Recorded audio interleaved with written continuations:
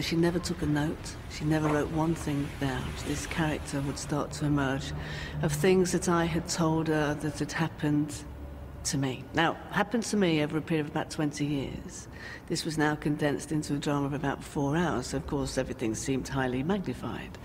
But indeed, most of the things that were in Prime Suspect had happened to me. So what do you think? About what, sir? My voice suddenly got lower, has it? Maybe my knickers are too tight. There were hundreds of examples that I could give you. The main thing, there was ones about, you know, don't call me Mom, I'm not the Queen. I used to hate it. Mom, it was just so awful. Listen, I like to be called Governor or the boss. I don't like ma'am, I'm not the bloody Queen, so take your pick. Yes, ma'am.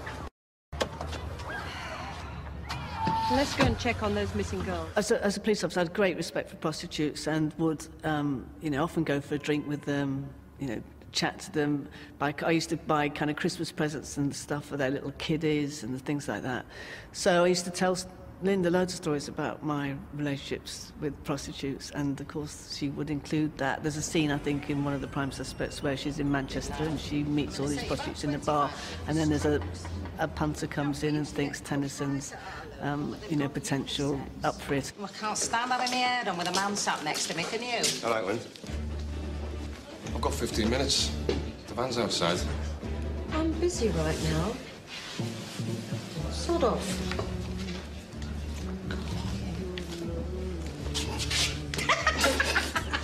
We had the press showing in the big theatre at BAFTA, and it was completely packed, and it holds over 400 people. And it was put onto the big screen. And I can remember very, very clearly at the end of it, people were very kind, there was a huge applause, but there was a row at the back who all stood up, and it was Jackie and all her colleagues from the police force, there were about 10 of them. And they said that that is the first time they felt that the police within Britain, particularly women police, had been portrayed honestly. So the support we had thereon after was absolutely enormous. We had some other very interesting input as well from other serving policemen, one of whom, and I'd better keep his name away from it, is now an extremely senior policeman who read the scripts, read Prime Suspect 2 and 3, and was also a tremendous help. So it's been good for a lot of our careers, you could say. No blood on the floor, so she probably wasn't killed here. Much of Prime Suspect's success has been attributed to its accurate portrayal of the police and their handling of murder cases. You give us anything on the weapon? Let me get it down to the mortuary. I left the rope on, I didn't want to cut it.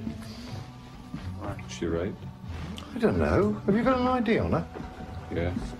After you. Delamorny, prostitute.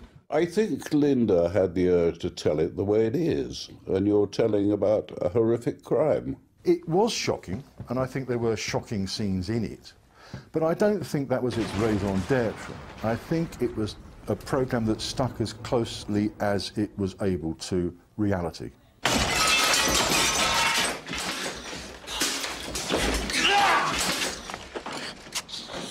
We want to be shocked by being led into a story and feel like we care about these characters, even if they are a bit edgy or a bit difficult or maverick. And then we want to be shocked in the drama. We want surprises. Did Karen ever pick up men she didn't know? No. No, no!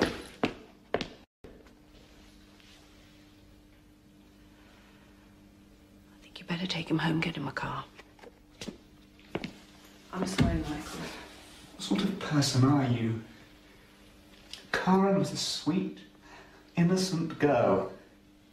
You tried to make her look dirty, make her out to be something that she wasn't. You disgust me. We did go into detail to a certain extent. We could have gone into much more horrific detail, obviously.